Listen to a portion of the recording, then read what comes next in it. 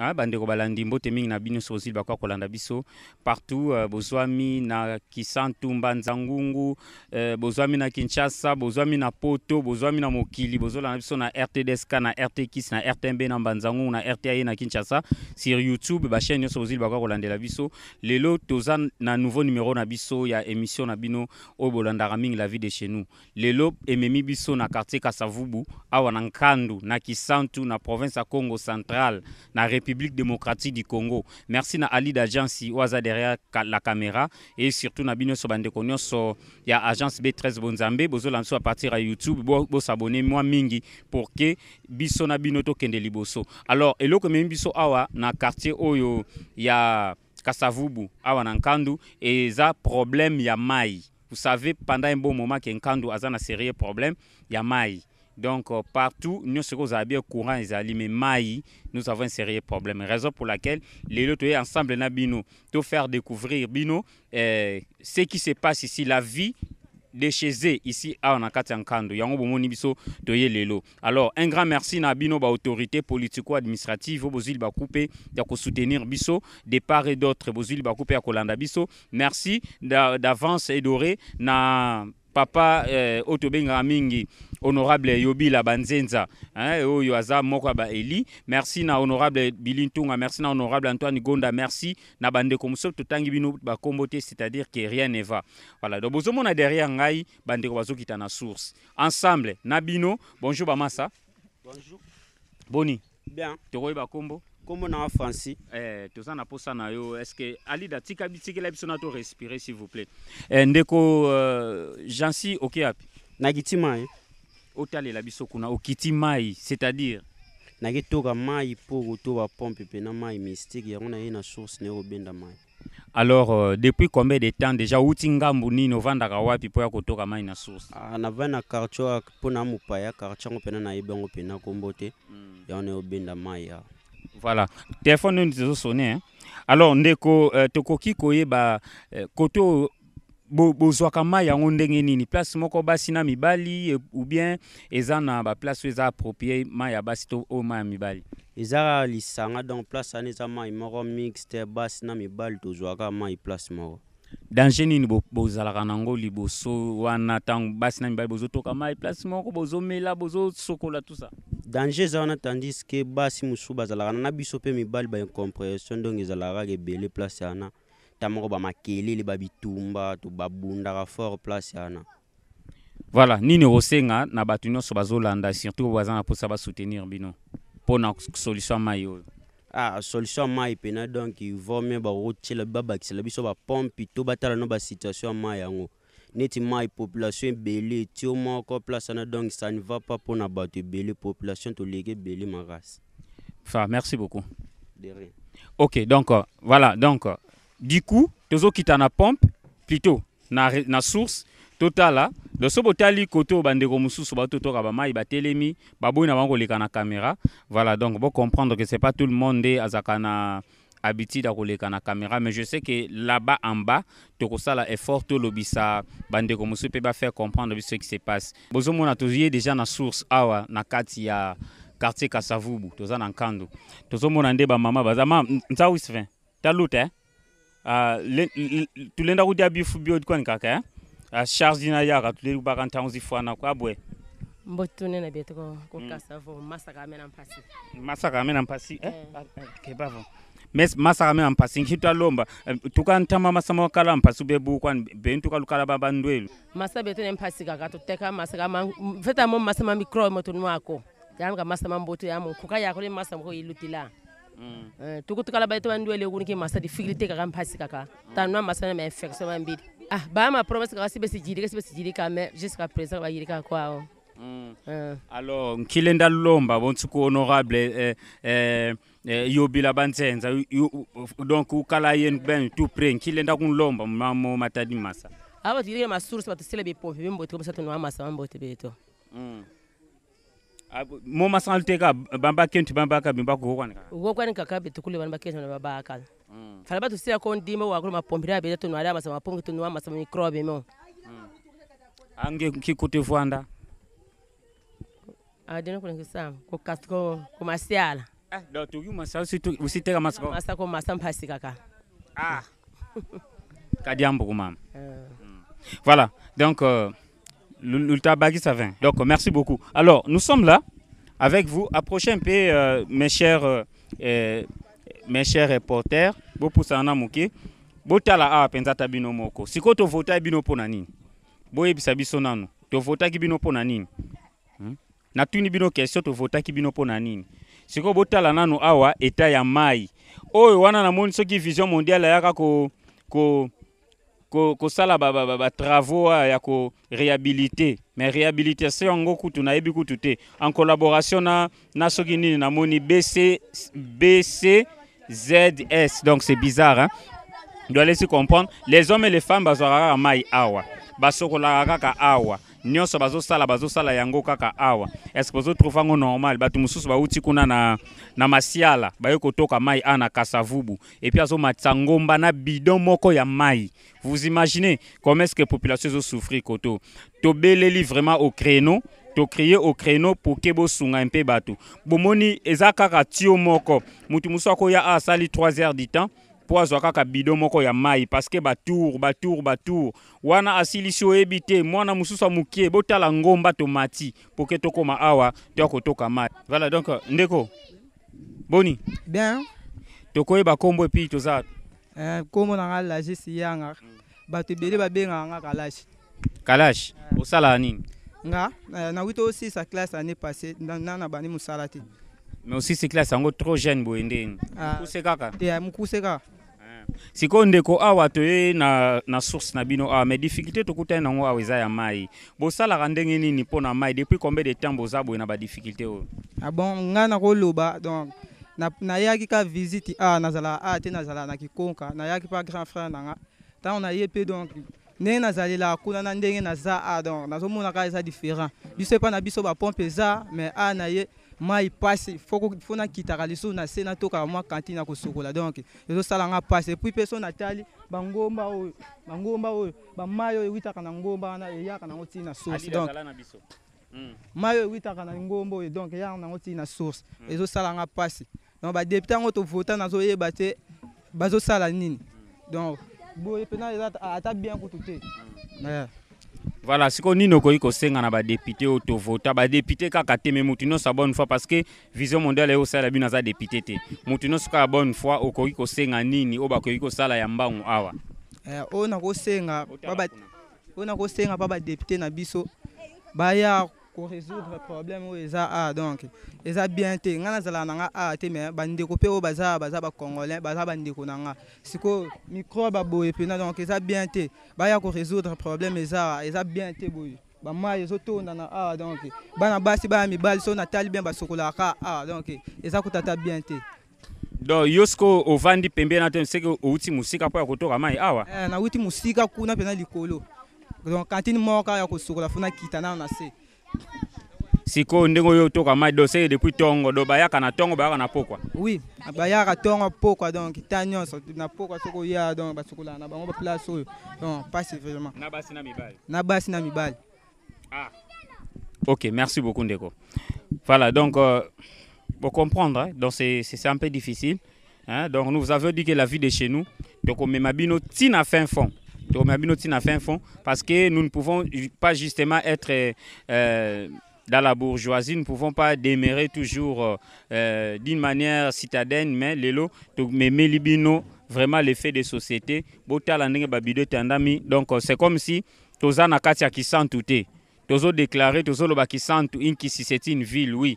Mais est-ce que nous remplissons toza musikate voilà toza na makia dit toza na kiyalate mais toza awa na kati yankandu na Kasavubu. Est-ce que vous comprenez un peu? Donc nous avons des bons gens oyo bakoki kozala na bon cœur baya ko travailler na biso surtout ba aider population donc au moni des fois au kende au dépenser plus de 300-400 $, ça les on va mentir mais avec 300-400 $ actuellement c'est 600 000-700 000 francs au koki koya au s'investir aussi kakabatu main d'œuvre boye ba asphalter même nzela kuna même muke kaka c'est moins de 100 $ batu ba travailler ba jeune bazali awa eza nango place moko muka avec 4 sacs à ciment tokoki ko bongisa libulu même ko créer source mususu de l'autre côté parce que ici ça ne va pas bako kabola ke côté obasi mibali baki côté mususu c'est pas même na banda kutomona ke basi balala na chambre na ba mibali balala à côté mususu c'est dit ba réalité que nous vivons dans la vie au mona ke basi bana ba principe na bango mibali bazana ba principe mususu bo mona le roi bana mikie boyebo aider biso réalisateur bana mikie le rôle oyo ali d'agence aider biso botala bana boyeba uti musika baye kotoka mai awa vous imaginez. Hein, donc azana kati ya kisantu siko bo yebisanga ke risque moko kuna likolo mwana kilibité a raté soki akwei après boye na bouquet de fleurs oh non honorable intel akendaki kokunde bembe avant que mutu akufa c'est le temps déjà yaka to luka solution parce que soko zeli akufa wana sko to kobenga ondoki éviter biloko wana botala bana boye akosala nde bana mike bazala okutu c'est encore bien na monsu moko susu kuna mukie lisusu koleka. Donc c'est un grand danger. Alors, vous avez l'effort, vous aider biso pour nako bongse biso libulu oyo. Hein? Donc voilà, c'est un peu ça. Gemu ki Kongo gile, nzankumbuna. Komunu ready. Ready koitanga. Au Saint-Louis. Go toma ko angolve. Au Saint-Louis. Ko Saint-Louis tanga nki classe 5e. Nki fuda uvanda ntete. Kifutu kuna masiala. Ngeda masiala tu ki siteka masako. Qui ma difficulté to kutama encore ta kama ça nge mutu suka una tuki mu classe après aussi te kama ça amu suka bo ça mpasi kuma ku te kama ça pasi kibeni mona kibeni sang kuma ko ka tutuka kibeni ava tuisa ko pasi kan tu mona ngo munu nzole di wo gave nzole batusia kana pompe de ofele kan tu ateka masa T'as massa avec prudence. Avec prudence, très bien. Tu donnes beaucoup moins prudence locale encore, hein? Autre siri, autre télé, une visa quand tu sunga gars dem di massa. Visa quand tu sunga encore. Abantu ba baba vota kaba kuisa kwa. Katu kibeni. Ça, tout on dit. Kadiamu. Ma société ka kunwe. Ake bidon. Akina. Voilà, merci beaucoup. Voilà, donc un enfant qui quitte la maison les matins très tôt pour venir puiser de l'eau et justement pour en faire usage avant d'aller à l'école. Vous imaginez? D'abord, moral na bébé qui a fatigué pour qu'il y ait des classes à comprendre une pompe, il y a forage et comment on partout. Vision mondiale, merci. Je ne fais pas votre publicité, mais merci parce que quand même, aux mois souci wana ya rosali la pompe à forage. Awa pe oyaki o meke un peu kotonga o mezana omukie et ana omukie ça là est fort. Alors les politiciens, vous qui avez plus de moyens que l'Éternel a béni avant nous, faites aussi de votre mieux à la population. C'est pas du tout normal les gens qui quittent la maison, qui viennent ici puiser de l'eau et puis rentrer tant bazongi bongo boibite akokenda ko bonga matala bomoni bazo wele la mai kuna bitumba bomoni bitumba. Peut-être bolobato kosi mais bomoni kuna tala ba omo wele la mai. Vous imaginez a Rosalibanga ko abambi muninga. Après quelle serait la suite? Donc voilà, nous ne faisons que notre travail. On s'investit dans ça pour que bino à partir à banda kubozali botala biso à partir à YouTube bozolanda biso à partir ya ba réseaux sociaux à partir ya ba chaîne partenaire bozo travailler na B13 Bonzambe botala bo comprendre que la vie de chez nous c'est comme ça.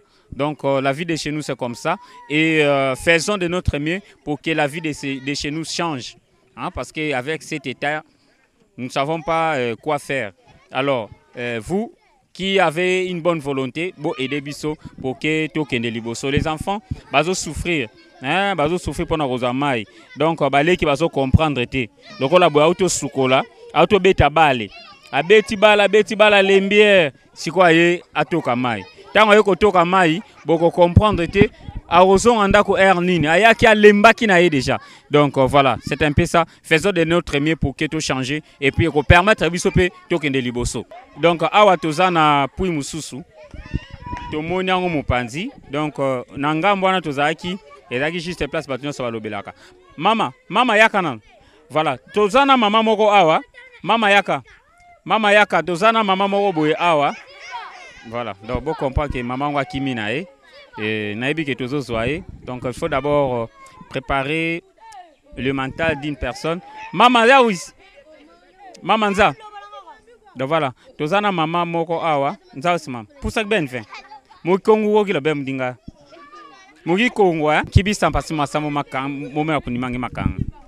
Amune benu zaya lu yirika masa lu tamona masa mambi lu feti kuisa lu yirikiri masa musa masa matunua sunga matusunga mundengiza lu talambila lu tayobila bwa masa mambi benu yirika luisa musa lu yirika masa makala mamboti. Honorable Yobil, yantazola kaidika masamo. Ki damlenda kun lom idedi betu budina besa batu yirikila masa banata bima biaglu ba yirikila masa batungiri masa situ vutula matondo kubao o masala min. Combien de temps déjà tuka fuluki oki bebe la masamo? Déjà tuka bebe de fetikala 5 ans. Ka yila mama sako yu yirika nkatu ba mfumu ka bazaya kanako c'est le temps ba mfumu ba mona keni fallait ba yirika masa makala mamboti. Maton. Merci maman. Merci. Voilà. Donc voilà, vous comprendre que tout ça na bama. Merci maman. Linda kwenda wao. Voilà, merci beaucoup. C'est vraiment je manque même des mots. Donc c'est triste de voir ça. C'est triste de voir ça et comment est-ce que les gens souffrent. Donc on a ngambwana tozaki bomoni keza puis source o ezaki réaménager normalement faut ezalami balé moko yango yo bozomona ezana des sortants des tuyaux mais les deux tuyaux ça la lisusu te. Alors normalement tellement que kuneza ezana ngo simple eza place moko te ba ya ba bong ba tonga mais ça ja ko tonga mado faut ba yaka ka ba réaménager ba réhabiliter et puis maye bandi subo mondenge biloko tandami na simananga eza décor te. Ils ont décorté donc ndenge bato bazo souffrir koto pona mai. Alors c'est à vous chers internautes, chers téléspectateurs, chers auditeurs aussi qui nous suivent à partir de la radio. Donc ba numéro ezawana.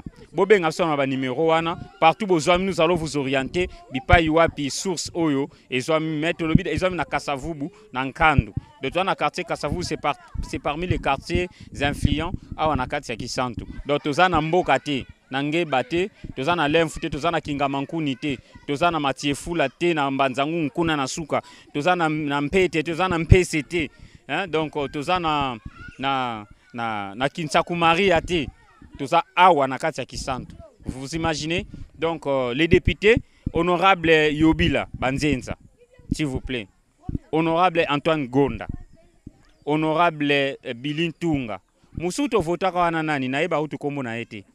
Hein? Honorable Matutala, c'est ça son nom. Tozana posa quand même. Bo sangana, bo raisonner nanu. Bo raisonner nanu. Batu ba no kama ki po ba voter bino. Tant déjà osa eli à parti politique té. Okomi eli à population. Voilà, c'est ça que nous demandons aujourd'hui. Faites de votre mieux. Yakoya bo aider notre population oyo. Biso dans notre métier, nous faisons notre travail à la kisabino. Biso le roi to la kisibino bino ndebo zasko charge ya koya kobongisa. Akombo nani pe ovandi wapi? Kumuna Said na fana source Kimbembe. Source Kimbembe côté ni. Ana sia. Alors ni message no koza nango justement pour na mai yobi koto mai ndenge zo pene. Alors maloba ni message no koza nango. Na singa e papa yo bila bongse biso.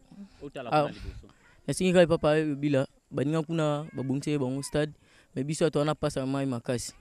Taniti kutu to souffre pour na propos mai. Mama ya makasi pour ba misali ezati pour mère il faut alamba mai ezala. Mais mai ezati moi ni faki ndi wa trajet mulai pour na tuka ka mai. Mitu singa e papa yo bila abongse biso ka achela biso ba pompe na mai pour na moya kutu ezati à vivre sans mai. C'est comme bozaka na source moko bino mibali bino nyonso basi na mibali mais côté musuto moni source yango eza mais ça la kate est-ce que boko yebise to leki abongisa bino ya ko réhabiliter place wana tuki yebise pona to senginde pa na ya pour moyeza kutu tendeni source wana eza ya kufa depuis kala kutu to sengi papa yo bila aya to sengi pardon pena aya baninga kutu babongisa bango stade biso moyeza te kutu passe ya mai legi makasi to sengi ka pa na aya na mtima mo nzambe aya bungsela biso Mayo yo e bando bima. Pour depuis et carrément depuis kala. Moi écoute zate ya autokal sous mai. Merci. Merci. Ouais, yo po chikara. Na chikara. Wapi? Nesti dinkisi. Ouais, chikni. 4e. Mais 4e des aimantés ou bien 4e CG. Commercial et gestion. Ah OK, ça va. Merci beaucoup. Nabi mamno so les gars bien. Et les gars pépère de tout ça examen déjà. Au revoir. Na ozona sir. Ça va. Merci beaucoup Massa. Merci. OK, merci beaucoup à vous aussi qui nous avez suivis. Nabi que to continuer. Papa yobi là. Ngaité. Population et sengio. Boyebi pour anine. O eza fief na yo. Soko sali yango te mama na touche. Comprendre ko vanda ka na nkandu. Ba petit nkandu ba électeur na yo ba sengio. Donc et ça la moi bien wana. O se présenter, o se représenter plutôt. O ya awa. O se présenter yo moko soki etindo bongisa obongisi pe ko sunga biso. Bolandi ensemble na biso. Donc tomati ngomba to uti na sekuna. Donc comprendre que c'est une télé-réalité par rapport à tout ce qui s'est fait. Et nous sommes à la fin de notre magazine, de notre tranche, la vie de chez nous. C'est comme ça que ça se passe chez nous. Donc nous menons notre vie comme ça. Alors nous avons besoin de vous, chers amis téléspectateurs, chers responsables, chers acteurs politico-administratifs, vous qui avez vos moyens, to aider notre population oyo et lancer cri d'alarme. Donc to make un peu ko aider bango pour bazwa mai, voyez. Donc une petite fille comme ça qui vient de la maison et au Lukama. Est-ce qu'on peut raisonner que Boemouto a glissé c'est catastrophique? C'est ça que nous ne voulons pas. Voilà, merci beaucoup à tout le monde qui nous avait suivis. Merci aussi à Ali Dadjansi derrière la caméra. Merci à notre chaîne partenaire. Donc, ce n'est pas fini. Et nous vous avions dit que nous continuons toujours à travailler comme ça. La vie de chez nous, c'est justement, notre objectif, c'est de descendre sur terrain et vous faire voir ce qui se passe chez les quotidiens, surtout vous faire vivre l'ambiance qui règne chez nous. Donc, et Panabisoto Lingaka, donc tout Ambolaka, et puis la population, et des bisous du jour au lendemain, pour Benga Biso, numéro Zana, appelez-nous si vous nous suivez à partir de la RTDSK qui sent tout. Appelez-nous si vous nous suivez à partir de la RT Kiss qui sent tout. Appelez-nous si vous nous suivez à partir de la RTMB Mbanzangungu ou bien sur la RTAE Kinshasa. Vous qui nous suivez aussi sur notre chaîne YouTube B13 Bonzambe TV. Appelez-nous et surtout, les numéros sont là, juste en bas. Appelez ces numéros WhatsApp ou l'appel normal et vous nous aurez. Merci na bande konyo so bazili wako kolanda biso. Surtout nous interpellons les députés, les élus. Tangwango yangoyo. Donc boya to bongisa mboka na biso moi 2 ans ou etikali to rattraper bokipe to bato bakolo bapona nini kuna babongisa ki stade to moni na fuki kuna bande kwa stade déjà stade ezobon c'est déjà un ouf de soulagement. Alors awa pe tozana posa ya pompe oyo honorable Yobila Banzenza oza fief na yo. Donc oza fief na yo sala effort même puis oyo bongisi ça et sunga biso et puis et ko sunga batu nyonso. Donc j'aime plus les enfants. Voilà comment je suis entouré des enfants. Merci aussi à vous tous de nous avoir suivis. Ceux qui ont traqué Bino Bolimbisa Biso, donc voilà, bon comprend que c'est notre travail. Ceux qui ont Bino Mabaku Bolimbisa, mais nous ne pouvons que faire notre travail. Jelka Bonzambe, comme d'habitude, était devant votre poste téléviseur à partir de la maison. Et appelez-nous Bozana Fouki, Bozana na Mayala, Bozana Kikonka, Bozana Nkandu, Bozana Kimbala, Bozawapi, Tina. Na bamboka kati na l'info bobenga biso na ebike kala mingi te tozokende zongo snel. Merci à vous oyo o tie biso o tie ba moyen na yo poke biso to koma na mboka zongo. Je sais que vous allez nous suivre. Désormais suivez-nous sur la RTDSK jusque là chaque lundi à partir de 19h juste pendant 30 minutes seulement. Suivez la vie de chez nous et vous ne serez jamais déçus. Voilà, merci à tout le monde. Une fois de plus à Ali Dadjansi et surtout à vous qui nous suivez depuis quelque part.